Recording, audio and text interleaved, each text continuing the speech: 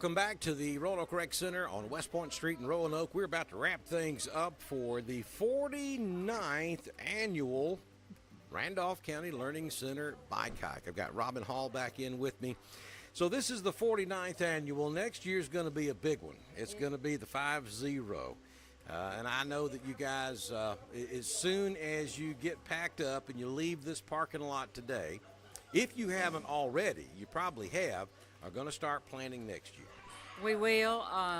We going back to the Learning Center after this, and we'll sit down today and we go, okay, this worked, this didn't work. What do we need to do next year? What do we've already got. I've got different T-shirts hanging. Well, one thing you're going to do next year is you're going to ask James Spann whether or not it's going to rain. No, we couldn't do without Don. I was begging him all week, please give me the weather report. Yeah, no, we just had to put that joke in there though and say yeah. But we do start planning very early for this. Our theme is it's Christmas and then it's bike hike. Yeah. And then it's Christmas again. That's how fast things do go. But we will be doing a few more things and doing some old things to celebrate the 50th annual bike hike. We may have a few people that will ride the 25-mile route again. Because it used to do, I'm talking like all the way down into Clarksville. I mean, it used to go all over the county. It went kind of up Chestnut Street past the cattle barn and all the way to Clarksville. And so we chased y'all one year in the Eagle 102 van and did a live. I remember that. We did a live broadcast and went through the whole route. Went through the whole route. Yeah. One year I went up airplane. Yeah, I remember that too. Adam Slay got me up in a plane and it was fine till the end. And I can't remember the pilot, but he wanted to scare Adam. Yeah.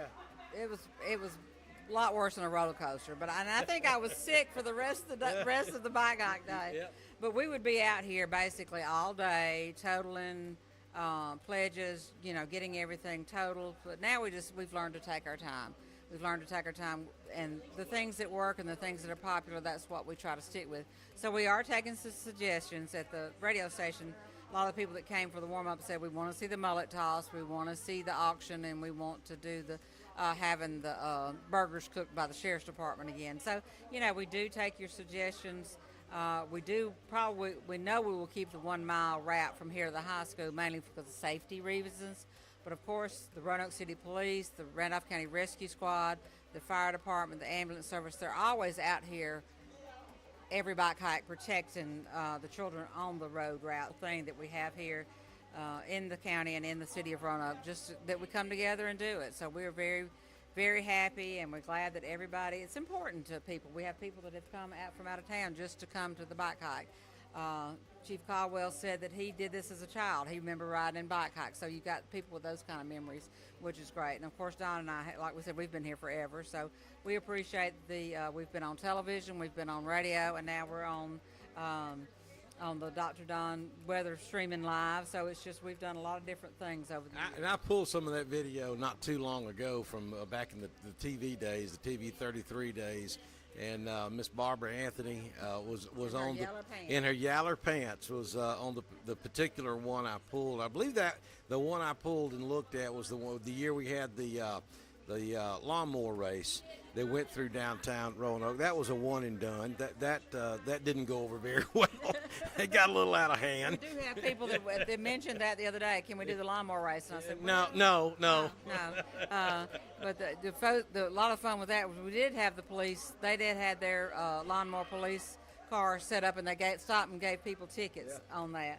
So Billy Royston donated the same. Poor Billy. Yeah, that might have been what put him out of business. All those lawnmowers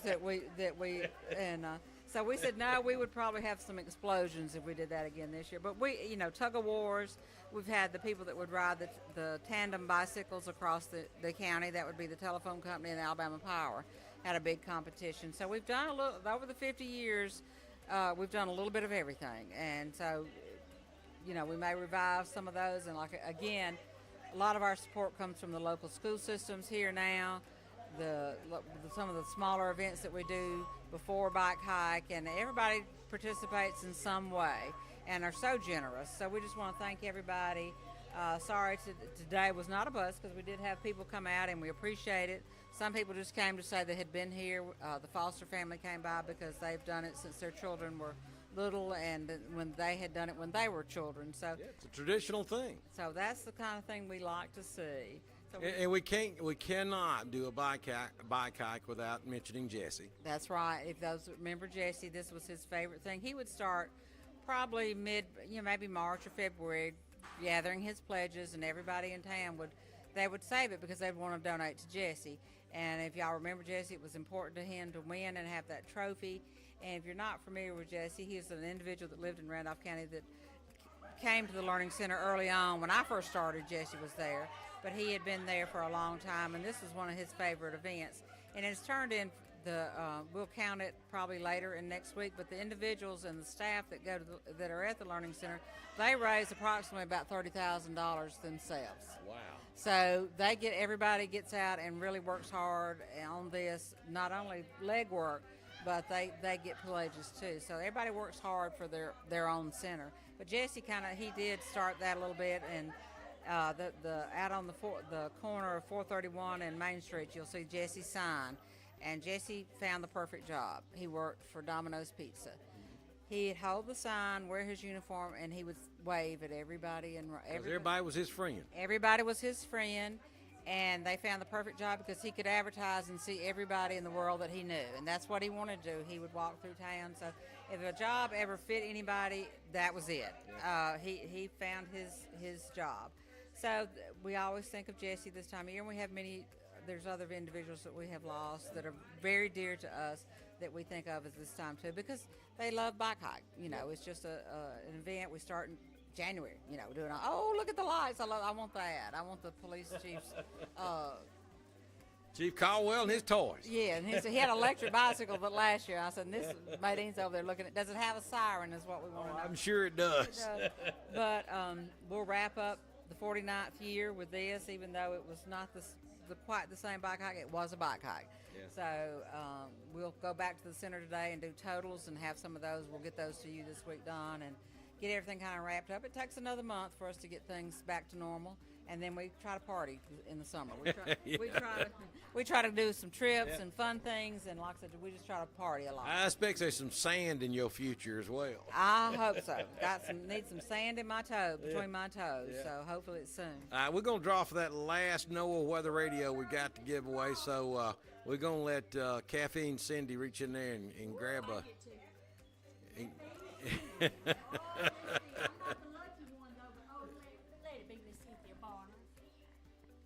Okay. Is it Leah? Leah Brown. Leah Brown. Hi, is she still here? Oh, she was just here too. I think 90% of the folks who won were just here. Yeah. All right, so Leah won the other NOAA Weather Radio. So thanks to everybody that came by and registered for the NOAA Weather Radios. Thanks for everybody that came by and to say hey to all of us and to me in particular. I tell you, folks, this is, and I've always said this, and Robin knows this, everybody knows this, the Learning Center. The Learning Center has a very special place in my heart, always has. That was really the first, I guess, public event that I worked when I moved to Randolph County back in 1992. No. So what the heck? What the heck? And it was just something that's always been close to my heart, and I really have enjoyed being a part of the Randolph County Learning Center all these years. We used to do I don't know, Robin. We've gotten sunburned. We froze to death. We've gotten soaking wet. We've run from hurricanes and everything in between during bike hike over the years. And a couple of years ago, we started doing the broadcasting live here from the actual bike hike itself, and it's worked out very well, even though we rolled the dice, so to speak, on today, and the weather cooperated when we didn't think it was going to. But hey, that's just part. We still had a great time. Yes, we did, and like I said, the technology is amazing now from what we started out with. I'm just sitting here looking at the radar, and I always am just amazed at it. So we've come a long way in 30 plus years, seeing the difference in that and being able to predict and know what's going to happen, but you never know about those surprises. But like I said, whether Don was here or in Georgia or here, he's always supported us and come back and helped us and promoted us, and we do appreciate that. And we know a lot of people listen to him, and so they can get their information from him when they can't maybe get it somewhere, and then get that bike hike's going on and other events in the county by listening to Don. But I know everybody gets out that phone when there's bad weather and they turn it on and hear his voice, and that's a soothing thing to hear Don. We're used to hearing him for 30 years, and so I was so glad when you did move to Georgia that we could keep hearing you. Well, actually, that move actually made this happen, because I'm like, how in the world can I continue? Because I did that when I was at the radio station. Everybody knew if it was 2 o'clock in the morning, it's going to be bad, I'd be there. And I missed that for a year or two after we left. I'm thinking, how can I do this? And then technology presented itself, and so here we are. It's the bad man with the thunder and lightning at 2 o'clock in the morning. Thank y'all. So thank all of you who work for the Learning Center, and I don't think it's a job. I think you work with the Learning Center, because I know that each of you get just as much out of it personally as you do for the clients that you serve.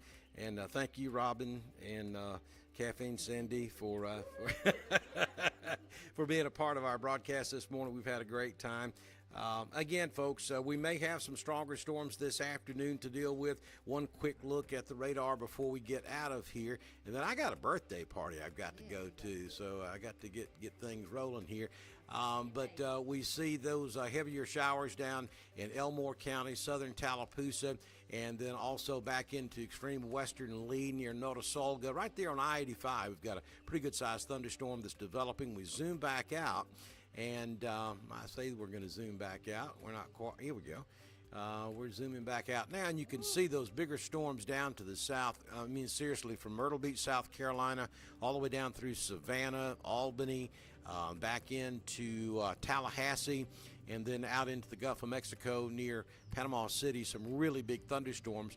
Weather improving now along the Mobile Gulf Coast region, but really some big storms continue across North Florida and up into South Georgia. As we go later in the afternoon, we think that maybe over here in Mississippi, we're already seeing redevelopment up in northwest Alabama and western Tennessee, northern Mississippi, but we think the same thing is going to happen across central Alabama and perhaps move across east Alabama and west Georgia. We are under a marginal risk for severe weather.